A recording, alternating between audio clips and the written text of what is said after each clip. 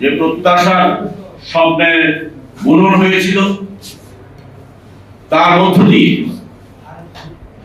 এই অঞ্চলের জনগোষ্ঠীর দীর্ঘ সময় যে লড়াই সংগ্রাম তারা ভেবেছিলেন আগামী নির্বাচন শুধু ক্ষমতার পালাবদল নয়, এটি ক্ষমতার গুণগত রূপান্তর ঘটাবে। ইতিমধ্যে দৃশ্যপটে পুরনো বন্দোবস্তের যে নির্বাচন, পুরনো ধ্যান ধারণার যে নির্বাচন, পুরনো পদ্ধতি সাদা এবং কালো টাকার মিলিত উৎসবের মিলিত প্রয়াসের যে উৎসব তৈরি করবার যে প্রয়াস নেওয়া হচ্ছে, অর্থাৎ এই নির্বাচনকে মাফিয়া গোষ্ঠীর বৈতরণী পার হওয়ার উপায় হিসেবে বিবেচনা নেওয়ার জন্য যে ব্যবস্থাপনা তৈরি করা দরকার, ইতিমধ্যে সেটি তৈরি হয়েছে। আপনারা দেখেছেন শত শত হুন্ডা এবং টাকার যে ব্যবহার তফসিল ঘোষণার পূর্বে শুরু হয়েছে। তাতে একটি নির্বাচন হবে, জনগণ ভোট কেন্দ্রে যাবে, হয়তো তার ভোটও প্রয়োগ করবে, কিন্তু জনগণের ভোটাধিকার বলতে যেটি বোঝায়, যার মধ্য দিয়ে তার ইচ্ছার প্রতিফলন করবে এবং শাসন ক্ষমতার গুণগত রূপান্তর করবে, তেমন প্রত্যাশা করবার কোন সুযোগ এখনো তৈরি হয়নি।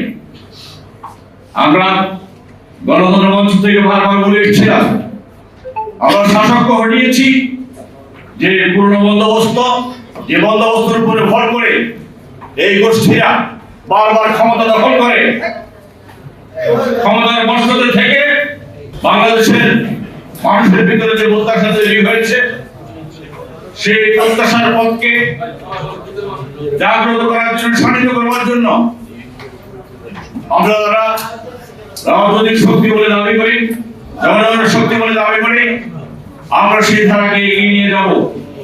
কিন্তু ইতিমধ্যে প্রমাণিত হয়েছে যে পুরনো পথে ফেরবার জন্য আমরা উঠে পড়ে লেগেছি। আমাদের শুধুমাত্র একটি নির্বাচনী বন্দোবস্তের মধ্য দিয়ে ক্ষমতার পালাবদলের যে উৎসবে শরীক হওয়ার আকাঙ্ক্ষা ইতিমধ্যে ব্যক্ত হয়েছে অথবা আমরা করছি। এর মধ্য দিয়ে এই রাষ্ট্রের আইনি, গণতান্ত্রিক, বিধানগত যে সংস্কারের দরকার, সেটি কতটুকু আমরা অর্জন করতে পারবো সেটি নিয়ে সংশয় আছে। প্রিয় বন্ধুরা, আমরা ইতিমধ্যে দেখেছি যে নির্বাচনটি প্রত্যাশা করছি আমরা সকলে মিলে, সেই নির্বাচন নিয়ে ইতিমধ্যে সংসদ তৈরি হয়েছে। আপনারা দেখেছেন ইতিমধ্যে প্রশাসন থেকে শুরু করি, নির্বাচন কমিশন থেকে শুরু করি, যারা এই নির্বাচনের অংশীদার, সরকার, সিভিল প্রশাসন, নির্বাচন কমিশন এবং রাজনৈতিক দলসমূহ, তাদের কোথাও কারোই কোনো কার্যকর সমন্বিত কোনো উদ্যোগের দৃশ্য আমরা এখনো দেখতে পাইনি। সিভিল প্রশাসনকে সাধারণ নামে লটারি ব্যবস্থা করা হচ্ছে, যেটি একটি নতুন বিষয় বাংলাদেশের রাজনীতিতে তৈরি করা হচ্ছে।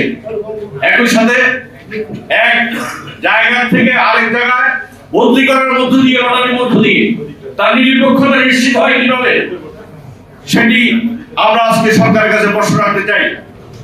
যিনি সাতক্ষীরাদের পক্ষপাত মুক্ত নির্বাচন করবার জন্য সহযোগিতা করবেন, সেই মানুষটিকে চুয়াডাঙ্গা বদলি করার পরে কিন্তু সেখানেও সে একই কাজটি করবার বিষয় থাকবে। সুতরাং বদলি করার মধ্য দিয়ে প্রশাসনের নিরপেক্ষতা নিশ্চিত হবে, এটি একটি বায়বীয় ধারণা।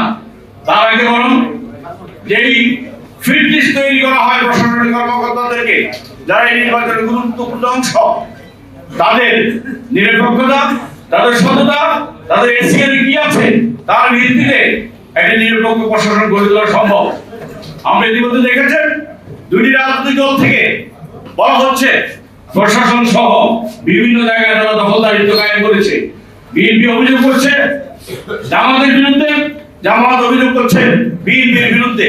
বাংলাদেশের মানুষ মনে করে এই প্রশাসন এই দুটি দলের দলীয়করণের রাজনীতি ব্যস্ত। বাংলাদেশের মানুষ এটি বিশ্বাস করে, তাহলে আমরা তারা ফ্যাসিবাদের বিরুদ্ধে লড়াই করেছিলাম, তারা বলেছিলাম শেখ হাসিনা প্রশাসনকে দলদাস পরিণত করেছে। শেখ হাসিনা দলীয়করণের মাধ্যমে তার ক্ষমতাকে পাকাপোক্ত করছে। সেই একই পদ্ধতি আজকে দুই দল অভিযোগ করার মাধ্যমে প্রমাণিত হচ্ছে যে প্রশাসন এখনো দলীয়করণের মহা উৎসবে ব্যস্ত।